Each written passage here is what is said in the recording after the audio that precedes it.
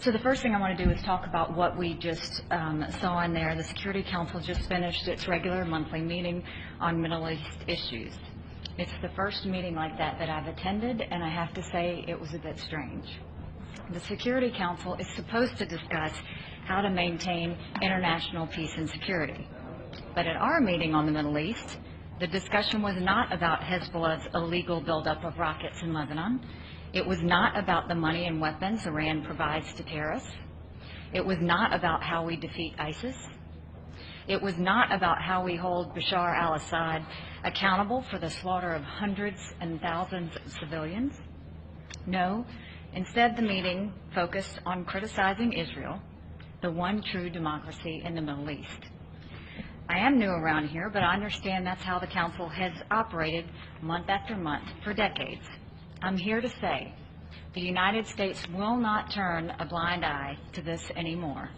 I'm here to underscore the ironclad support of the United States for Israel. I'm here to emphasize the United States is determined to stand up to the UN's anti-Israel bias. We will never repeat the terrible mistake of Resolution 2334 and allow one-sided Security Council resolutions to condemn Israel. Instead, we will push for action on the real threats we face in the Middle East. We stand for peace. We support a solution to the Israeli-Palestinian conflict that is negotiated directly between the two parties, as President Trump reiterated in his meeting with Prime Minister Netanyahu yesterday. The outrageously biased resolutions from the Security Council and the General Assembly only make peace harder to attain by discouraging one of the parties from going to the negotiating table. Incredibly, the UN Department of Political Affairs has an entire division devoted to Palestinian affairs. Imagine that. There is no division devoted to illegal missile launches from North Korea. There is no division devoted to the world's #1 state sponsor of terror, Iran. The prejudiced approach to Israeli-Palestinian issues does the peace process no favors, and it bears no relationship to the reality of the world around us. The double standards are breathtaking.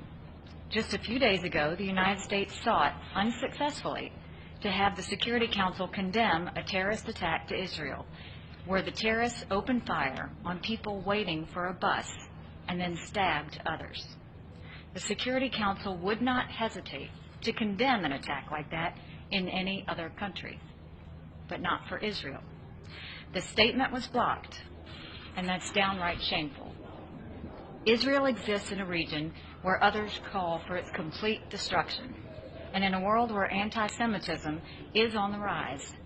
These are threats that we should discuss at the United Nations as we continue working toward a comprehensive agreement that would end the Israeli-Palestinian conflict.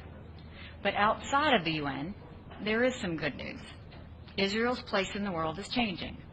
Israel is building up new diplomatic relationships. More and more countries recognize how much Israel contributes to the world. They are recognizing that Israel is a beacon of stability in a troubled region, and that Israel is at the forefront of innovation, entrepreneurship, and technological discovery. It is the UN's anti-Israel bias that is long overdue for change. The United States will not hesitate to speak out against these biases in defense of our friend and ally, Israel.